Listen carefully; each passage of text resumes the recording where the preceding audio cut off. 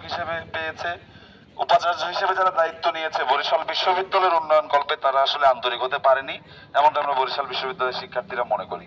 আমাদের বর্তমান যে উপাচার্য এই মুহূর্তে আমাদের বিশ্ববিদ্যালয় পরিচালনার দায়িত্বে আছেন, আমরা খুব সুস্পষ্ট করে বলতে চাই আমাদের দাবি দেওয়া খুব বেশি না। আমরা খুব কয়েকটা জিনিস, হাতে গোনা কয়েকটা জিনিস বিশ্ববিদ্যালয়ের কাছে চাই।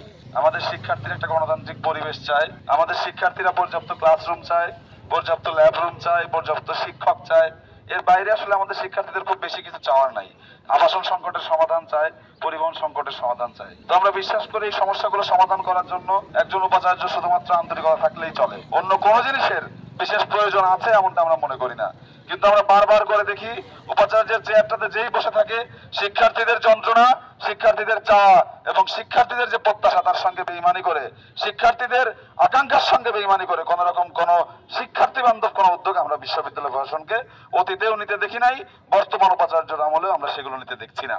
কিন্তু এর উপরে মরার উপরে খাড়ার গা হয়েছে। উপাচার্যের সঙ্গে নানা রকম দপ্তর এবং প্রশাসকদের সঙ্গে এই যে সম্পর্কের বৈরিতা, আমরা দেখি পাল্টা চিঠি চালাচালি, আমরা দেখি যে কাউকে দায়িত্ব দেওয়া হচ্ছে, কাউকে হচ্ছে না। বিশ্ববিদ্যালয়গুলোতে, বিশ্ববিদ্যালয়ের মধ্যে একটা উচ্চ শিক্ষা প্রতিষ্ঠানে আপনাদের ব্যক্তিগত রেশারেশি দেখতে আমরা আসি নাই। আমরা খুব সুস্পষ্ট করে বলতে চাই, বরিশাল বিশ্ববিদ্যালয় উপাচার্য থেকে শুরু করে শিক্ষক কর্মকর্তা যারাই আছে না কেন, এরা আছে শুধুমাত্র শিক্ষার্থীদের একটা নির্বিঘ্নে শিক্ষাদানের জন্য। শিক্ষার্থী যদি না থাকে বিশ্ববিদ্যালয় উপাচার্যের কোনো দরকার নাই। শিক্ষার্থীর যে প্রয়োজন, সেই প্রয়োজন যদি না মেটে তাহলে এই বিশ্ববিদ্যালয়ে উপাচার্য থাকলো কিনা, প্রভিসি থাকলো কিনা, এই বিশ্ববিদ্যালয়ে ডিনরা থাকলো কিনা তে কিছু যায় আসে না বন্ধুগণ।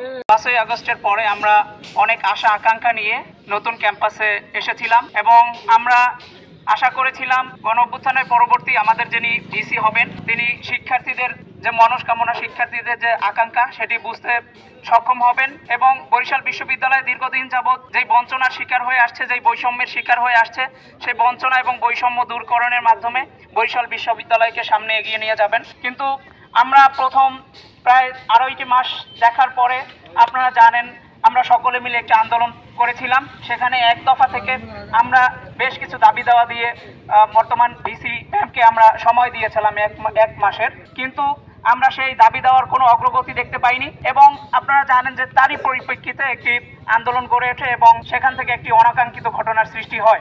আমরা দেখেছি সেই অনাকাঙ্ক্ষিত ঘটনার পরে যারা আন্দোলনে সম্পৃক্ত ছিলেন ওনারা দুঃখ প্রকাশ করেছেন এবং আমরাও এটিকে পজিটিভলি নেইনি, আমরা সবাই এটির বিপক্ষেই আমরা বিবৃতি দিয়েছিলাম। কিন্তু উনি গত 6টি মাস ধরে ছাত্রলীগের কোনো বিচার কার্যক্রম দৃশ্যমান করতে না পারা সত্ত্বেও মাত্র একটি ছোট ঘটনাকে কেন্দ্র করে আমার বিশ্ববিদ্যালয়ের সাধারণ শিক্ষার্থীদেরকে বিভিন্নভাবে বিভিন্ন মিথ্যা মামলায় জড়িয়ে দেওয়ার চেষ্টা করছে।